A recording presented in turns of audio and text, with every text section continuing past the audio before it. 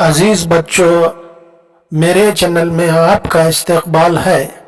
آج ہم حساب کا انٹرسٹنگ چیپٹر حسابی تصاعد کے بارے میں پڑھیں گے۔ میں آپ کو ایک سرگرمی دیتا ہوں کہ آپ یہ گلد یعنی پگی بینک لیجئے اور اس میں پہلے دن 2 روپے ڈالیں اور دوسرے دن 3 روپے جمع کریں۔ اسی طرح ہر روز 3 روپے ڈالیں، اس طرح 20 روز تک جمع کرتے جائیں۔ ہر روز جمع کرنے پر ہمیں ایک تواتر حاصل ہوتا ہے۔ پہلے دن 2 روپے، دوسرے دن 5 روپے، تیسرے دن 8 روپے، چوتھے دن 11 روپے، اس طرح سے 20 دن تک ایک تواتر ہمیں حاصل ہوتا ہے۔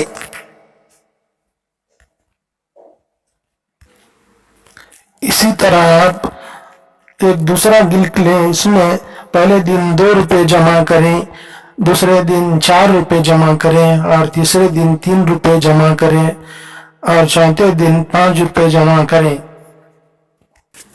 اسی طرح ہمیں اور ایک تواتر 2,6,9,14 حاصل ہوتا ہے۔ پہلے تواتر میں ہر اگلے رکن میں سے پچھلے رکن کو تفریق کرنے پر دیکھیں کہ کیا حاصل ہوتا ہے۔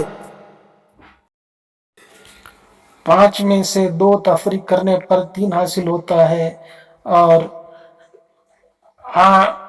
8 میں سے 5 تفریق کرنے پر 3 حاصل ہوتا ہے۔ اسی طرح 11 میں سے 8 تفریق کرنے پر 3 حاصل ہوتا ہے۔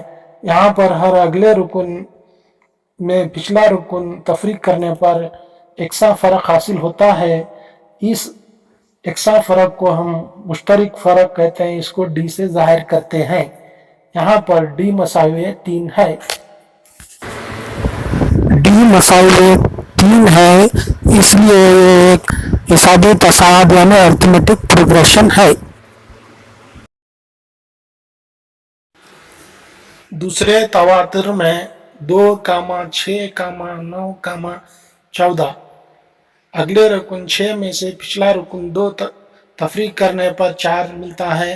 اسی طرح 9 میں سے 6 تفریق کرنے پر 3 ملتا ہے اور 14 میں سے 9 تفریق کرنے پر 5 ملتا ہے۔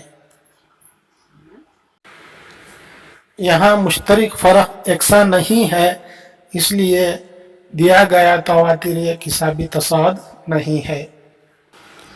اس طرح حسابی تصاعد ایک ایسے اعداد کی فہرست ہے جس میں ہر ایک رکن اس کے پچھلے رکن میں کوئی متعین عدد جمع کر کے حاصل کیا جاتا ہے سوائے پہلے رکن کے، اور یہ متعین فرق حسابی تصاعد کا مشترک فرق کہلاتا ہے۔ مشترک فرق مثبت، منفی یا صفر ہوتا ہے۔ حسابی تصاعد کی معیاری شکل A جمع D A جمع 2D سے A جمع n-1 D تک ہے، جہاں A پہلا رکن ہے اور D کیا ہے؟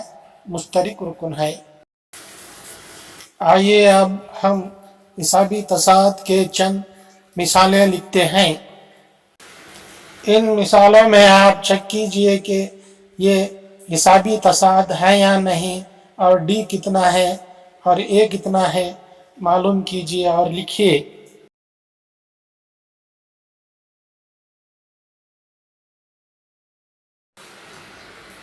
ویڈیو پسند آنے پر اس کو لائک کیجئے اور شیئر کیجئے اور میرے چینل کو سبسکرائب کیجئے۔ خدا حافظ and take care.